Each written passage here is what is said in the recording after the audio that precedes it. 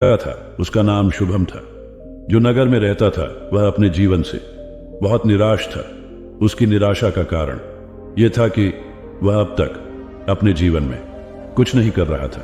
उसके माता पिता उसे ताने मारते थे कि आपके सभी मित्र कुछ न कुछ कर रहे हैं, लेकिन आप अभी भी घर बैठे हैं। दोस्तों के बीच भी अक्सर उसका मजाक उड़ाया जाता था। वह कहीं जाता तो लोग उससे पूछते कि आप क्या कर रहे हैं। उसे यह बताने में भी शर्म आ रही थी कि वह कुछ नहीं कर रहा था। धीरे धीरे उसने रिश्तेदारों से मिलना जुलना कम कर दिया और लोगों से मिलना भी बंद कर दिया। वह ज्यादातर समय घर पर ही रहता है। वह अकेला रोता है और भगवान को कोसता है और अपनी किस्मत को दोष देता है। अब उसे अपना जीवन बोझ लगने लगा था।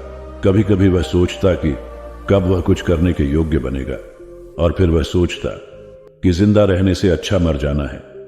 एक दिन वह अपने नगर की एक गली से गुजर रहा था। तभी उसने देखा कि एक उपदेशक दुख और परेशानियों पर उपदेश दे रहा है।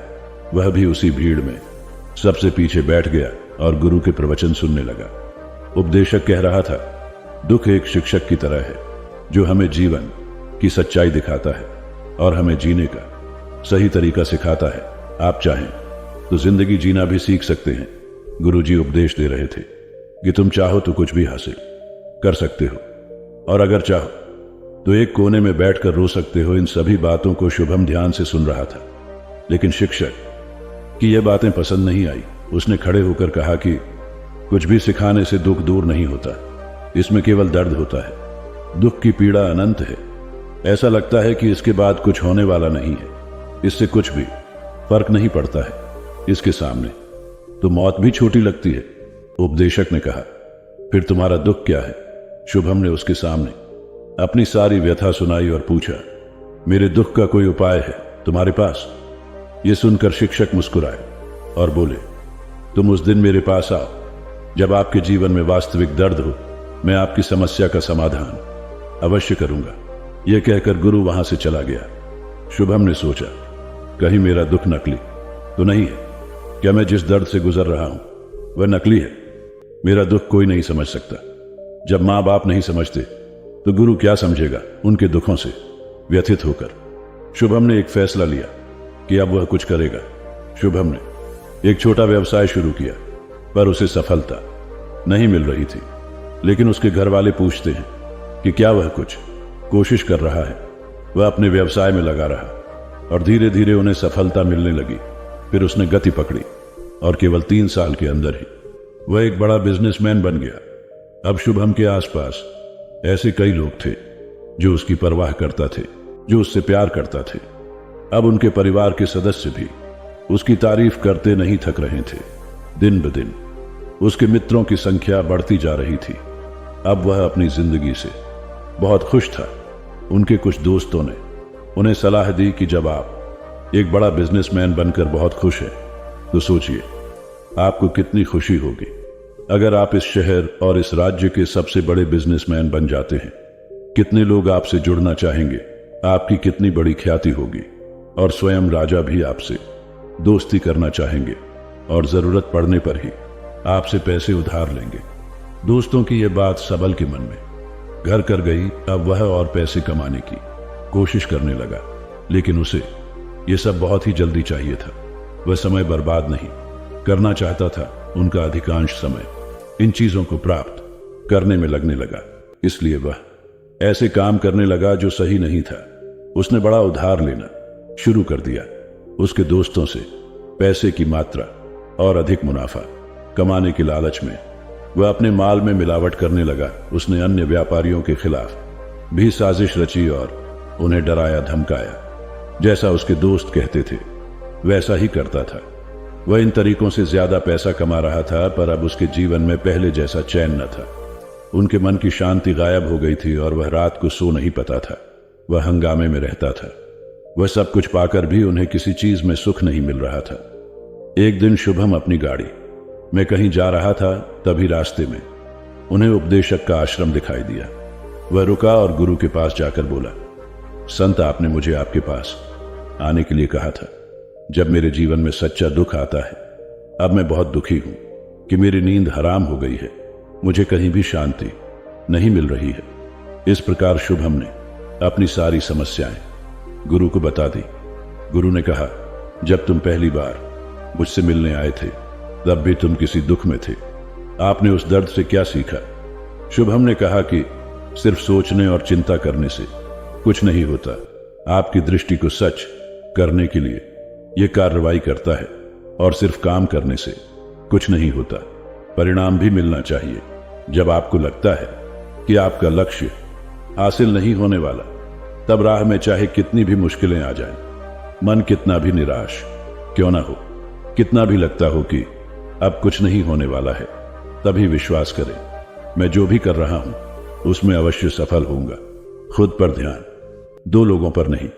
लोग केवल सफल लोगों का सम्मान करते हैं। कोई कितना भी अच्छा क्यों ना हो, वह हमेशा लोगों की नजरों में बोझ बने रहते हैं। यह सब सुनकर उपदेशक मुस्कुराया और बोले, क्या आपके पास वास्तविक दुख है?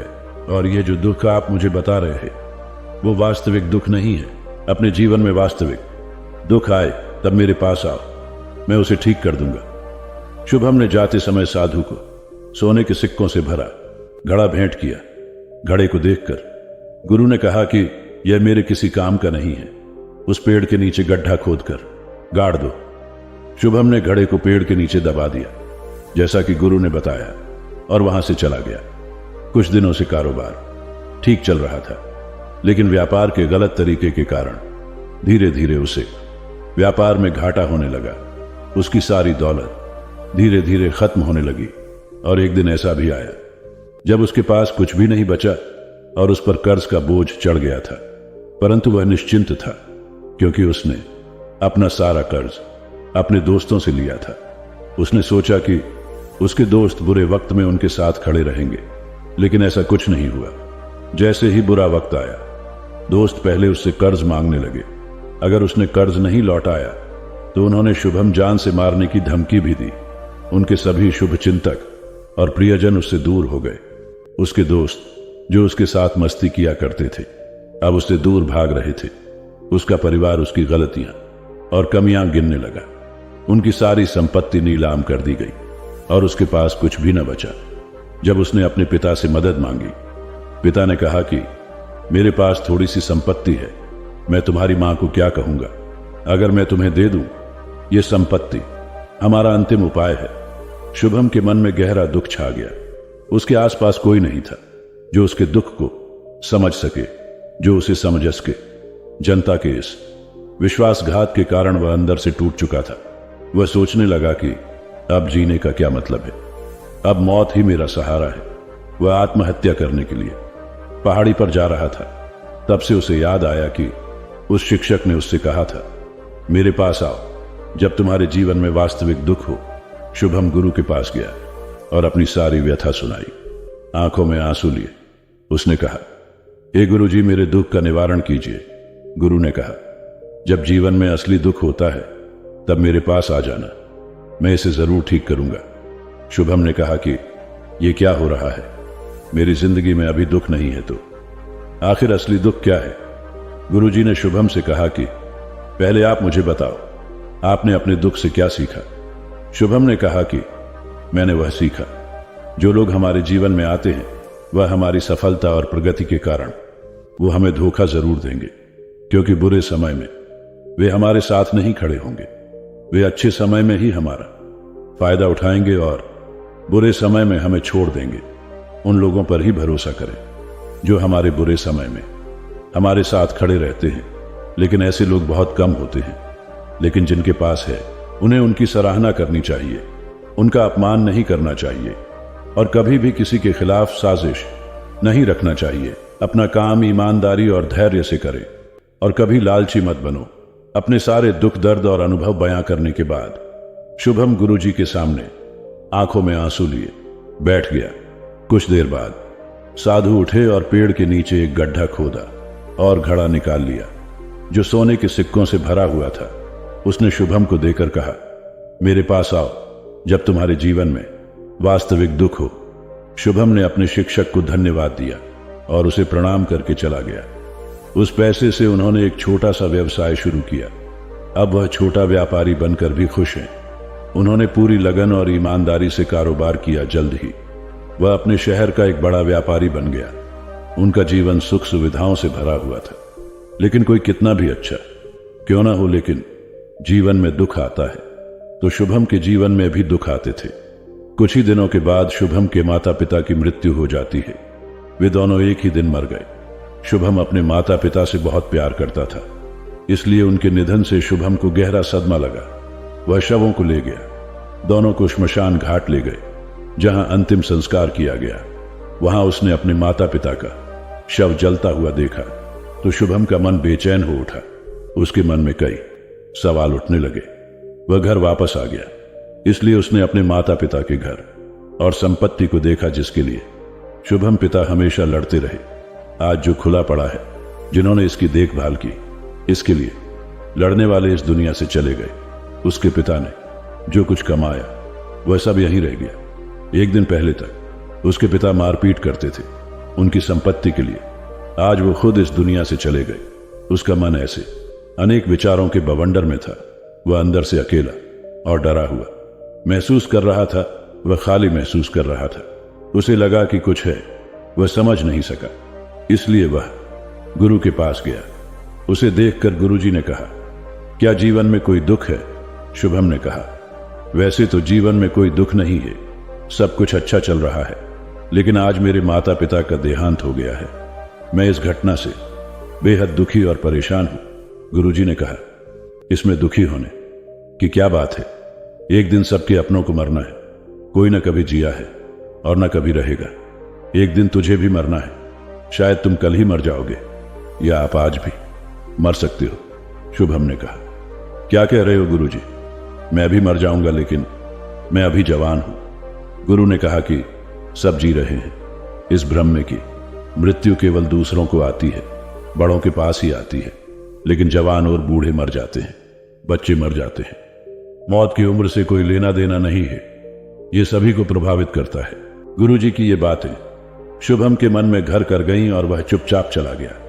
लेकिन उसका मन अभी भी बेचैन था। वह खाली महसूस कर रहा था। वह सारा दिन अपने बारे में ही सोचता रहा कि वह कौन है, वह इस दुनिया में क्यों आया है, क्या जीवन का लक्ष्य केवल चीजों को खाना और मरना है? ऐसे कई सवाल उसके दिमाग में लगातार उठ रहे थे, लेकिन उन्हें अपने किसी भी सवाल का जवाब नहीं मिल रहा था और उसका दुख दिन ब दिन बढ़ता ही जा रहा था। इसलिए कुछ दिन बाद वह फिर से गुरुजी के पास पहुंचा और बोला, हे स्वामी, मैं बहुत दुखी हूं, क्योंकि मैं यह नहीं जान पा रहा हूं कि मैं कौन हूं और मैं इस दुनिया में क्यों आया। यह सुनकर गुरुजी मुस्कुराए और बोले, आज आपके जीवन में पहली बार सच्चा दुख उत्पन्न हो गया है। यह वास्तव में दुख कहलाने के लायक है। हम नहीं जानते कि हम कौन हैं, हम क्यों आए हैं, क्या करें, कैसे करना है। शुभम ने अपने गुरु से कहा कि उसकी दुर्दशा दूर करो।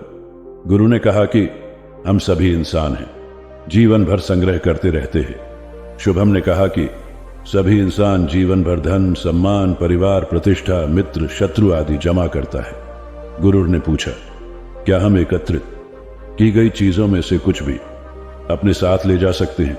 शुभम ने कहा, कोई भी इंसान अपने साथ कुछ भी नहीं ले जा सकता, वह सिर्फ अकेला ही जाता है। मेरे माता पिता भी अपने साथ कुछ भी नहीं लेकर गए। सब कुछ धन संपत्ति, वैभव, सब कुछ यहां पर छोड़ कर गए। शिक्षक ने कहा, अब मेरी बात ध्यान से सुनो। इस संसार में हमें जो संग्रह करना चाहिए वह हम नहीं करते। चीजें हमारे सामने होती हैं, लेकिन हम उन्हें देखने की कोशिश नहीं करते।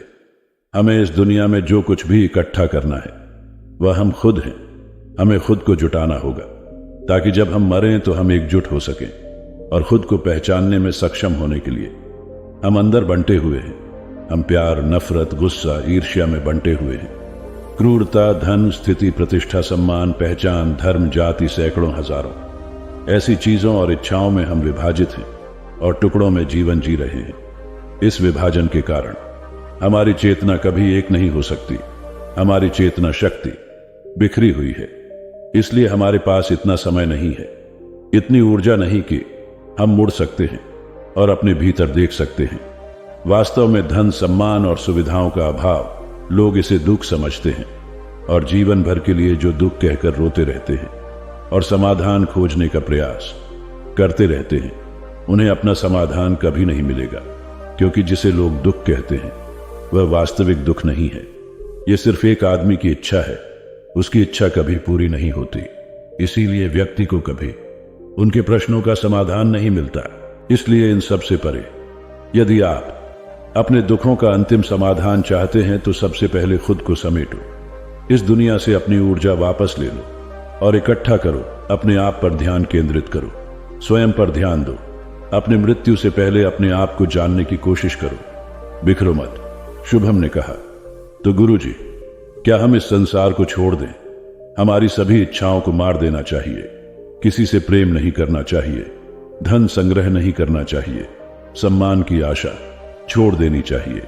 शिक्षक ने कहा कि भावनाओं और इच्छाओं ऐसे बिखरे हुए मनुष्य में से निकल आओ, जैसे कोई पत्थर पहाड़ से गिरे, जिस पर पर्वत का कोई वश नहीं है सिवाय देखने के। परेशान होना और कुछ खोना वैसे ही बिखरे हुए। मनुष्य की इच्छाएं बेकाबू और दर्दनाक हैं। उसका अनियंत्रित मन इच्छा करता रहता है और कल्पना करता रहता है, और यह दुख देता है। लेकिन जब एक व्यक्ति अपने मन को एकत्र करता है तो वह जो कुछ भी करता है वह उसके नियंत्रण में होता है। फिर उसकी इच्छा से इच्छाएं भी उत्पन्न होती हैं। शुभम ने कहा कि आपने मेरे असली दुख का समाधान कर दिया। आपका बहुत बहुत धन्यवाद।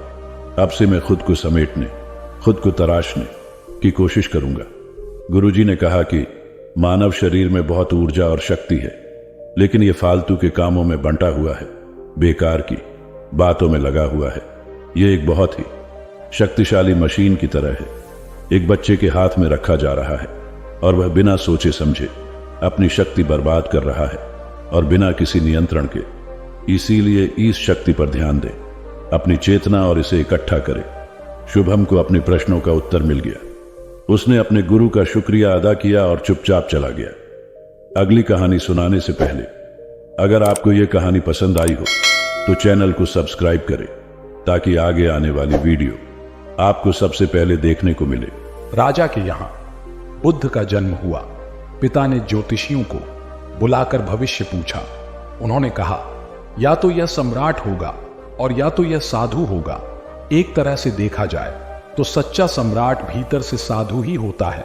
जब ज्योतिषियों की भविष्यवाणी राजा ने सुनी तो वे घबरा गए कि मेरा बेटा साधु हो जाए, ऐसा ठीक नहीं होगा। राजा ने पूछा, कोई उपाय बताएं, क्योंकि मैं चाहता हूं कि राजा का पुत्र राजा ही बने। ज्योतिषियों ने कहा कि इसका लालन पालन व पूरा जीवन बड़ी सावधानी में बिताना होगा, अर्थात आपका पुत्र सिद्धार्थ कभी किसी बूढ़े व्यक्ति को न देखे, कभी किसी बीमार व्यक्ति को न देखे, और कभी किसी मरे हुए व्यक्ति को न देखे। जब तक ऐसा होगा तब तक वे राजा ही बने रहेंगे। अगर ऐसा नहीं हुआ तो वे साधु बन जाएंगे। राजा शुद्धोधन ने अपने पुत्र सिद्धार्थ के लिए बढ़िया से बढ़िया बड़े बड़े महल, अच्छे से अच्छा भोजन, दास दासियां और खाने पीने के सामान आदि वस्तुओं के ढेर लगा दिए। पिता ने पुत्र को सुख सुविधाओं में इतना उलझा दिया कि उसे बाहर का संसार याद ही नहीं आया। शुद्धोधन ने समझ लिया कि अब इतने सुखों के आगे साधु बनने का प्रश्न ही उपस्थित नहीं होता। वे निश्चिंत हो गए। राजा शुद्धोधन ने बिल्कुल पक्की व्यवस्था कर रखी थी कि उनका पुत्र सिद्धार्थ जीवन में कभी भी वृद्ध, बीमार और मृतक व्यक्ति को देख न सके, क्योंकि वे अपने पुत्र को खोना नहीं चाहते थे। सिद्धार्थ का जीवन ऐश्वर्य और सुख सुविधाओं में बीत रहा था। उनके जवान होने पर एक सुंदर कन्या यशोधरा से उनका विवाह हो गया। विवाह हो जाने पर शुद्धोधन की आधी चिंता मिट गई। अब तो शादी हो गई, अब कहां जाएगा? अब तो मेरा पुत्र बंधन में बंध गया है, अब उसके कहीं जाने का सवाल ही नहीं उठता। 1 वर्ष बाद बेटे का भी जन्म हो गया। उसका नाम राहुल रखा गया। अब राजा शुद्धोधन को बिल्कुल पक्का विश्वास हो गया कि अब यह कहीं नहीं जा सकता। एक दिन सिद्धार्थ ने कहा कि पिताजी, आज तक मैंने कभी अपनी राजधानी नहीं देखी, आपकी आज्ञा हो तो आज देख आऊं। राजा ने कहा, हां हां, अवश्य जाओ, अपना शहर देख कर आओ। एक सारथी को भी साथ में भेजा गया कि जाओ, राजकुमार को राजधानी घुमा फिरा कर लाओ। फिर भी राजा ने चाक चौबंद इंतजाम कर रखा था कि कहीं चूक न हो जाए। सिद्धार्थ के लिए राजधानी के प्रमुख मार्ग खूब सजाए गए थे, पर घूमते घूमते सिद्धार्थ ने थोड़ा उल्टा मार्ग ले लिया। वे उस मार्ग से गुजरने लगे जहां पर तैयारी नहीं थी, और आज उनको बहुत आश्चर्य हुआ जब पहली बार उन्होंने एक बूढ़े आदमी को देखा, कमर झुकी हुई, पूरी चमड़ी में झुर्रियां पड़ी थीं। वह परेशानी और दुख से बेहाल था। उसकी चाल बहुत धीमी थी। बूढ़े की झुकी हुई कमर को देखकर सिद्धार्थ को एक झटका लगा और सारथी से उन्होंने पूछा, क्या एक दिन मैं भी बूढ़ा हो जाऊंगा? सारथी ने कहा, हां राजकुमार, हर व्यक्ति के जीवन में 3 अवस्थाएं आती हैं, बचपन, जवानी और बुढ़ापा। एक दिन तुम भी बुढ़ापे की अवस्था में जाओगे।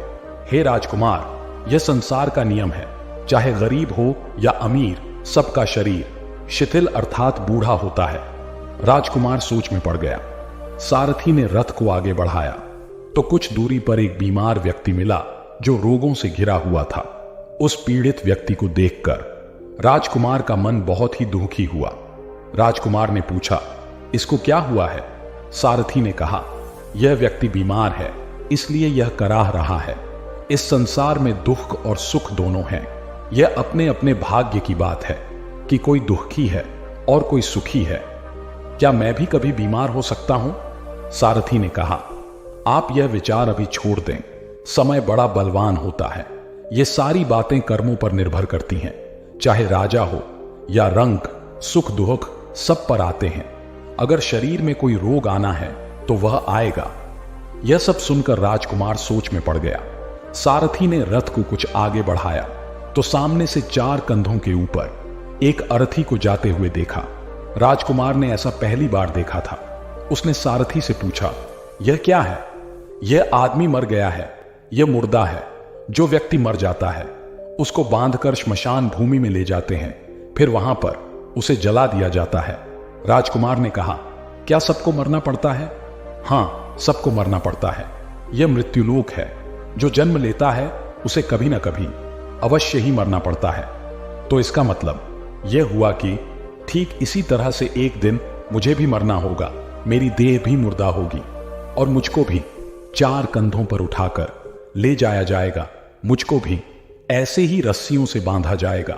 मेरे भी आगे पीछे घर के सदस्य रोएंगे, तड़पेंगे, और जिस संसार को मैंने इकट्ठा किया है वह सारा का सारा मुंह से छूट जाएगा। इसका मतलब यह हुआ कि क्या एक दिन मैं भी मर जाऊंगा? क्या एक दिन यशोधरा भी मर जाएगी? क्या एक दिन मेरा राहुल भी मर जाएगा? सारथी ने कहा, हां राजकुमार, एक दिन मैं भी मरूंगा, आप भी मरेंगे, यशोधरा भी मरेंगी और राहुल भी मरेगा, क्योंकि यह सब मरने के लिए ही पैदा होते हैं। उस रात सिद्धार्थ सोना न सके। सोचने लगे कि क्या संसार में इतना दुख है, रोग है, बुढ़ापा है, और ऐसे में खा पी कर कैसे जी सकता हूं? नहीं नहीं, ऐसा मुझसे नहीं हो सकता। मुझे खोजना होगा उस तत्व को जो दुख, पीड़ा और शोक से रहित हो, जो भय, भ्रम और भूल से परे हो, जो अनंत आनंद से भरा हो, जिसे पाकर फिर और कुछ पाने की इच्छा न हो। सिद्धार्थ वैराग्य के शिखर तक पहुंच चुके थे। बस उसी रात को उन्होंने घर छोड़ दिया। सारथी से कहा कि नगर की सीमा से दूर ले चलो। नगर के बाहर पहुंचकर सारथी को लौटा दिया। फिर कई दिनों तक वन में चलते गए। एक घने पीपल के वृक्ष के नीचे आसन लगाकर ध्यान में लीन हो गए। अहिंसा परमो धर्म।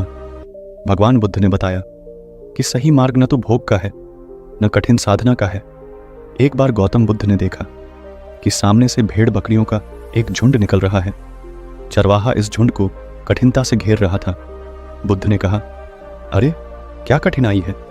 चरवाहे ने कहा, भगवान, मेरे इस झुंड में एक लंगड़ा मेमना है।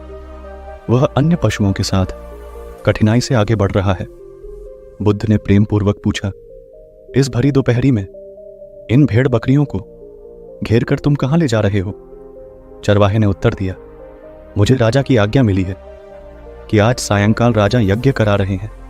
उसमें बलि के लिए 100 भेड़ बकरियों की आवश्यकता है, अतः इनको वहां पहुंचाने जा रहा हूं। बुद्ध ने कहा, चलो मैं भी तुम्हारे साथ चलता हूं। उन्होंने लंगड़े मेमने को कंधे पर बिठा लिया और दोनों साथ साथ चल पड़े। जब वे नगर में घुसे तो लोगों ने देखा कि बुद्ध अपने कंधे पर एक मेमने को रखकर चले आ रहे हैं। कुछ लोग उन्हें जानते थे और कुछ नहीं भी जानते थे, पर उनके बारे में सुन रखा था। लोग बोले, देखो ये वे तपस्वी जा रहे हैं जो सामने पहाड़ी पर रहते हैं, कैसे शांति के अवतार है। वे दोनों यज्ञ स्थल पर पहुंचे। राजसेवकों ने भेड़ बकरियों को गिना, पर जैसे ही वधस्थल पर नियुक्त व्यक्ति पशु की गर्दन काटने को उद्यत हुआ, बुद्ध ने कहा, राजन, वधकर्ता को खड्ग मत चलाने दो। मैं आपसे पूछता हूं कि अगर हमारे भाई बहन को इन पशुओं की तरह ही कटा जाएगा तो हमें कैसा लगेगा। बस इतनी सी बात बुद्ध ने राजा को समझाई और पहले वह मेरी गर्दन पर खड्ग चलाए। हे राजन, पशुओं को छोड़ दो। वह राजा भगवान बुद्ध के आगे नतमस्तक हो गया। उसने बलि के लिए मंगवाए, सभी पशुओं को छोड़ दिया और इस प्रकार उस राज्य से हिंसा का हमेशा हमेशा के लिए नामो निशान मिट गया। मैं आपसे पूछता हूं कि अगर हमारे भाई बहन को इन पशुओं की तरह ही कटा जाएगा तो हमें कैसा लगेगा। बस इतनी सी बात बुद्ध ने राजा को समझाई। बुद्ध का उपदेश। एक बार प्रदेश में अकाल पड़ा। यह देखकर गौतम बुद्ध को बड़ा दुख हुआ। उन्होंने लोगों से कहा कि बहुत से लोग अन्न और वस्त्र के लिए तरस रहे हैं। उनकी सहायता करना हर मनुष्य का धर्म है। आप लोगों से जो कुछ बने वह दान करें। बुद्ध का उपदेश सुनकर सब लोग बिना दिए अपने अपने घर चले गए। एक गरीब व्यक्ति बैठा ही रहा। उसने सोचा कि मेरे पास तो ये वस्त्र हैं, अगर मैं इन्हें उतार कर दे दूंगा तो नंगा हो जाऊंगा। उसने फिर से सोचा कि मनुष्य बिना वस्त्र के पैदा होता है और बिना वस्त्र के ही चला जाता है। न जाने कितने साधु सन्यासी बिना वस्त्र के रहते हैं, फिर मैं बिना वस्त्र के क्यों नहीं रह सकता। उसने अपने वस्त्र उतार कर बुद्ध को दे दिए। भगवान बुद्ध ने उसे आशीर्वाद दिया। वह प्रसन्न होकर घर की ओर चल पड़ा। वह खुशी से चिल्लाकर कह रहा था, मैंने अपने आधे मन को जीत लिया है। तभी सामने से राजा की सवारी आ रही थी। उस गरीब की बात सुनकर राजा ने उसे अपने पास बुलाया और पूछा कि तुमने आधे मन को कैसे जीता है। उस गरीब ने कहा कि भगवान बुद्ध दुखियों के लिए दान मांग रहे थे। यह सुनकर मैंने अपने वस्त्र उतार दिए। पहले तो मेरे मन ने इनकार किया, फिर मैंने उसे समझाया कि मनुष्य बिना वस्त्र के पैदा होता है और मृत्यु होने पर साथ में कुछ भी नहीं जाता। राजा उसकी बात से बड़ा प्रसन्न हुआ। उसने मोतियों का हार और कीमती वस्त्र उसे दिए। उसने वह सब ले जाकर भगवान बुद्ध के चरणों में रख दिए। बुद्ध ने उसे हृदय से लगाते हुए कहा, जो दूसरों के लिए अपना सब कुछ दे देता है उसकी बराबरी कोई नहीं कर सकता। दाता दाता चले गए, रह गए अब कंजूस। दान मान समझे नहीं, लड़ने को तजबूत। बुद्ध का उत्तर। साधना के मार्ग को सभी धर्मों में दुष्कर माना गया है। एक अच्छा साधक ऐसे गुणों से युक्त होता है जो आत्मज्ञान के प्रकाश से दूसरों को भी आलोकित करता है। एक बार महात्मा बुद्ध से उनके एक शिष्य ने प्रश्न किया, भगवान, श्रेष्ठ साधक के क्या लक्षण होते हैं। तथागत ने प्रश्न का इस प्रकार उत्तर दिया, चूहे 4 प्रकार के होते हैं। एक वे जो स्वयं खोदकर बिल बनाते हैं लेकिन उसमें रहते नहीं। दूसरे वे जो बिल में रहते हैं पर स्वयं नहीं खोदते। तीसरे वे जो स्वयं बिल बनाते भी हैं और उसमें रहते भी हैं। चौथे वे जो न तो बिल बनाते हैं और न ही बिल में रहते हैं। इसी प्रकार साधक भी 4 भागों में बांटे जा सकते हैं। एक वे जो शास्त्र पढ़ते हैं पर जो शास्त्र ज्ञान भी प्राप्त करते हैं और सत्य का अनुभव भी। चौथे वे जो न तो शास्त्र का अभ्यास करते हैं और न सत्य का आचरण ही। अब तुम ही निर्णय करो कि श्रेष्ठ साधक कौन है। बुद्ध ने समझाया, एक लड़का बहुत चतुर था। उसने बहुत सी कलाएं सीखीं। उसे तीर चलाना आ गया। वह नाव खेने लगा और बढ़िया से बढ़िया मकान बनाना सीख गया। उसके बाद वह घर लौटा। बड़े घमंड से वह लोगों से कहता, इस दुनिया में मेरे मुकाबले का कोई नहीं है, मैं सब कुछ जानता हूं। गौतम बुद्ध ने यह देखा तो सोचा इसे शिक्षा देनी चाहिए। उन्होंने एक बूढ़े का रूप बनाया और हाथ में भिक्षा पात्र लेकर उसके पास गए। लड़के ने पूछा, तुम कौन हो? बुद्ध ने कहा, मैं अपने मन को वश में रखने वाला एक आदमी हूं। उनकी बात लड़के को समझ में नहीं आई। उसने कहा, आपका मतलब? बुद्ध बोले, कोई आदमी तीर चलाना जानता है कोई नाव खेना जानता है, कोई घर बनाना जानता है, लेकिन ज्ञानी आदमी अपने ऊपर शासन करना जानता है। लड़का बुद्ध के इतने कहने पर भी कुछ न समझ सका। उनसे फिर पूछा, अपने ऊपर शासन करना क्या होता है? बुद्ध ने कहा, अगर कोई उसकी प्रशंसा करे तो वह खुशी से नहीं फूलता, निंदा करे तो दुखी नहीं होता। इस तरह उसका मन उसके वश में रहता है। ऐसा आदमी किसी चीज या हुनर का अभिमान नहीं करता। बुद्ध की बात का उस लड़के पर ऐसा असर हुआ कि उस दिन से उसने डींगे हाँकना बंद कर दिया। बुद्ध का शिष्य। महाभारत में बताया गया है कि भीष्म पितामह को इच्छा मृत्यु का वरदान प्राप्त था, अर्थात वे स्वयं जब तक मृत्यु का आह्वान न करें काल उनके पास भी नहीं भटक सकता था। इसी तरह अमरता को लेकर अनेक कथाएं प्रचलित हैं। महात्मा बुद्ध अपने शिष्यों के साथ भिक्षाटन पर जा रहे थे। रास्ते में शिष्यों ने एक पौधे की तरफ इशारा करते हुए पूछा, भंते, इस पौधे की उम्र क्या है? बुद्ध ने बताया कि यह अमर वृक्ष है, इसकी उम्र अंतहीन है। तभी एक शिष्य ने उस वृक्ष को जड़ से उखाड़ फेंक दिया और बुद्ध से बोला, गुरुवर, मैंने उसे एक ही पल में उखाड़कर समाप्त कर दिया। बुद्ध मुस्कुराए और निःशब्द आगे बढ़ गए। महीनों बाद जब चातुर्मास बिताकर वे उसी रास्ते से लौटे तो सभी ने उस पौधे को वापस हरा भरा देखा। वृक्ष को उखाड़ने वाले शिष्य ने पूछा, तथागत, आपको इस पौधे की अनश्वरता का कैसे पता चला? बुद्ध ने उत्तर दिया, मैं इस नन्हे से पौधे की अनंत जिजीविषा को जानता था। यह जीवन और अमरता की पहली शर्त है। जिसमें यह भावना है वही जीवन को दीर्घ बना सकता है। बुद्ध की सहनशीलता। गौतम बुद्ध सत्य, अहिंसा और सहिष्णुता की प्रतिमूर्ति थे। इन्हीं सद्गुणों का उपदेश वे घूम घूम कर देते और लोगों से इन्हें अपनाने का आग्रह करते। एक दिन वे किसी गांव में पहुंचे। वहां कुछ ऐसे अज्ञानी लोग थे जो बुद्ध के विरोधी थे। वे बुद्ध को अपशब्द कहने लगे। यह देखकर बुद्ध के शिष्यों को बहुत बुरा लगा।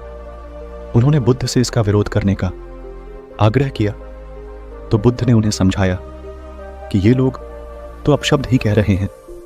यदि ये पत्थर भी मार रहे होते तो भी मैं कहता कि मारने दो। मैं जानता हूं कि ये कुछ कहना चाहते हैं, लेकिन क्रोध के कारण कह नहीं पा रहे। 10 साल पूर्व यदि ये ही लोग मुझे गाली देते तो मैं भी इन्हें गाली देता, किंतु अब तो लेन देन से मुक्ति मिल गई है। क्रोध से अपशब्द निकलते हैं। यहां तो क्रोध भवन कब का ढह चुका है। बुद्ध के विचार सुनकर अपशब्द कहने वाले हैरान रह गए। बुद्ध ने आगे अपने शिष्यों से कहा, इन लोगों को बताओ कि पिछले गांव में क्या हुआ था। शिष्यों ने बताया, वहां के लोग फल व मिठाइयां लेकर आए थे और आपने यह कहकर वे चीजें लौटा दी कि अब लेने वाला विदा हो चुका है। 10 साल पहले आते तो मैं ये सभी उपहार ले लेता। बुद्ध बोले, उन लोगों ने मिठाइयां गांव में बांट दी, लेकिन आप ये अपशब्द गांव में न बांटे। आप मुझे क्रोध नहीं दिला सकते। ठीक उस खूंटूटी की तरह जो किसी को नहीं टांगती, लोग उस पर वस्त्र अवश्य टांग देते हैं। कथा का सार यह है कि साक्षी भाव सच्चे संत की पहचान है। जो अच्छे बुरे, लाभ हानि, अपना पराया के संकीर्ण भाव से मुक्त हो जाता है, उसे ही संतत्व की प्राप्ति होती है। बुद्ध और अंगुलिमाल। अंगुलिमाल कुख्यात लुटेरा और हत्यारा था। जो भी सामने आ जाता उसे ही लूट लेता, या यदि सामने वाला ना नुकर करता तो उसकी तलवार उसका गला नापने को तैयार रहती थी। माला में पिरोने के लिए वह अपने शिकार अधिकांश लोगों के हाथों की अंगुलियां काट लेता था। वह अपने गले में अंगुलियों की माला पहनाता था, इसीलिए उसका नाम अंगुलिमाल पड़ा। एक दिन महात्मा बुद्ध घने जंगल से होकर कहीं जा रहे थे। दूर से अंगुलिमाल ने उन्हें देख लिया। वह आनन फानन में जा पहुंचा। उनके पास आकर बोला, साधु, जो कुछ भी तुम्हारे पास उसे निकाल दो, अन्यथा तुम्हारी जान की खैर नहीं। अंगुलिमाल की बात सुनकर बुद्ध मुस्कुराए और उसकी आंखों में गहराई से झांक कर बोले, वत्स, मेरे पास दया और क्षमा जैसे रत्नों का भारी भंडार है, वह तुम्हें सौंपता हूं। झगड़े की क्या जरूरत है। बुद्ध का इतना कहना था कि मानो जादू हो गया। अंगुलिमाल अपनी तलवार दूर फेंककर बुद्ध के चरणों में झुक गया और बोला, धन्य हो महात्मन, आज मैं मालामाल हो गया। यही कुख्यात लुटेरा अंगुलीमाल बौद्ध भिक्षु बन गया। बुद्ध की मूर्ति। चीन के चांगचू नामक प्रदेश में एक मठ था जहां के महंत काफी ज्ञानी और कर्मठ थे। एक दिन उन्होंने अपने शिष्यों को बुलाकर मठ के लिए भगवान बुद्ध की एक मूर्ति बनवाने की इच्छा प्रकट की। महंत बोले, इस कार्य के लिए आप घर घर जाकर धन संग्रह कीजिए, किसी से बलपूर्वक धन मत लीजिए, जो इच्छा वह खुशी से दे उसी से लीजिए। शुभ कार्य हेतु धन संग्रह भी शुद्ध तरीके से होना चाहिए। सभी शिष्य अलग अलग दिशाओं में धन संग्रह हेतु रवाना हो गए। इसी प्रक्रिया में एक शिष्य को तिन्नू नाम की एक बालिका मिली। उसके पास एक सिक्का था। जब उसे भगवान बुद्ध की प्रतिमा निर्माण के विषय में चल रहे धन संग्रह के बारे में पता चला तो उसने श्रद्धावश वह एकमात्र सिक्का दान करना चाहा, किंतु शिष्य ने सिक्के को अति तुच्छ समझकर लेने से इनकार कर दिया। कुछ दिन बाद सभी शिष्य धनशी लेकर मठ में एकत्रित हुए। महंत ने मूर्ति का निर्माण आरंभ करवाया, किंतु अथक प्रयास के बाद भी मूर्ति संपूर्ण नहीं हो पा रही थी। कोई ना कोई कमी रह जाती। इस पर महंत को संदेह हुआ। उन्होंने शिष्यों से धन संग्रह के बारे में पूछा। सभी ने बारी बारी से अपने अनुभव सुनाए। इसी क्रम में जब तिन्नू का प्रसंग आया तो महंत पूरी बात समझ गए। उनके आदेश से वह शिष्य उस बालिका के पास गया और क्षमा मांगते हुए उसके एकमात्र सिक्के को आदरपूर्वक ले लिया। धातुओं के घोल में उस सिक्के को आदरपूर्वक ले लिया। धातुओं के घोल में उस सिक्के को मिला देने पर सहज ही एक सुंदरतम मूर्ति का निर्माण हो गया। यह कथा श्रद्धापूर्ण दान की महत्ता को प्रस्थापित करती है। दान भले ही अल्प मात्रा में किया जाए, किंतु यदि वह संपूर्ण श्रद्धा भाव से किया गया तो जरूर सार्थक रूप में प्रतिफलित होता है और असीम पुण्यों का सृजन भी करता है। गौतम बुद्ध की ऐसी कई बातें हैं जो आपकी जिंदगी को पूरी तरह से बदल सकती हैं। उनकी बताई गई कुछ जरूरी बातों को अगर आप फॉलो करें तो आपको जल्द ही इसका परिणाम देखने को मिलेगा। आप उनके द्वारा बताई गई बातों पर गौर करें। गौतम बुद्ध की ये 5 बातें रखेंगे ध्यान तो जीवन में कभी नहीं हरा पाएगा कोई। गौतम बुद्ध के अनमोल विचार आपके जीवन की दिशा को बदल सकते हैं, इसलिए हम सभी को उनके जीवन से कुछ बातें जरूर सीखनी चाहिए। हमारे देश में ऐसे कई महापुरुष हुए हैं जिनके जीवन और विचारों से व्यक्ति बहुत कुछ सीख सकता है। इन लोगों के विचार ऐसे होते हैं जिसे अगर कोई हारा हुआ शख्स पढ़ ले तो उसे जीवन जीने का मकसद मिल सकता है। इन्हीं महापुरुषों में से एक हैं गौतम बुद्ध। बुद्ध के सिद्धांतों का पालन करके आप लाइफ को जीने के तरीके को सीख सकते हैं। इसका धर्म से कोई लेना देना नहीं है, बल्कि बुद्ध की शिक्षाएं सबके लिए एक समान हैं। उनकी बातें आपको ईमानदार, दयालु और मजबूत होना सिखाती हैं। तो आइए हम आपको गौतम बुद्ध के उन विचारों के बारे में बताते हैं जो आपके जीवन की दिशा को बदल सकती है। चुप रहना सीखें। हमेशा बड़बोलापन अच्छा नहीं होता, कभी कभी चुप रहना भी बुद्धिमानी की निशानी होती है। गौतम बुद्ध के ये विचार सिखाते हैं कि आपका काम दर्शाता है कि आप कौन हैं। यदि आप अनावश्यक ज्ञान देंगे तो कोई आपका सम्मान नहीं करेगा, इसलिए शांत रहने और अपने आसपास की चीजों पर गौर करने में ही बुद्धिमानी होती है। सोच समझकर बोलें। शब्द बहुत ताकतवर होते हैं। सच्चे शब्द दुनिया को बदल सकते हैं, वहीं कड़वे शब्द दुनिया का विनाश करने के लिए काफी होते हैं। शब्दों का हमारे जीवन में बहुत प्रभाव पड़ता है, इसलिए हमें दूसरों से कुछ भी कहते समय बहुत सावधान रहना चाहिए। अगर आप 2 बार बिना सोचे समझे किसी को दुख देने वाली बात कहते हैं तो यह उस व्यक्ति पर बुरा प्रभाव डाल सकती है, लेकिन अगर आप अच्छे शब्द कहें तो इसे सुनकर सामने वाले में सुधार की गुंजाइश बढ़ जाती है। प्यार करना सीखें। नफरत को नफरत से नहीं बल्कि प्यार से ही दूर किया जा सकता है। यह पहली सीख है जो हमें बुद्ध के जीवन से लेनी चाहिए। दुनिया में प्यार ही एक ऐसा एहसास और भावना है जो इतनी शक्तिशाली है कि इससे उदासी, गुस्सा और निराशा दूर हो जाती है। कभी किसी पर निर्भर न रहें। दूसरों पर निर्भर रहना कमजोर व्यक्ति की निशानी है।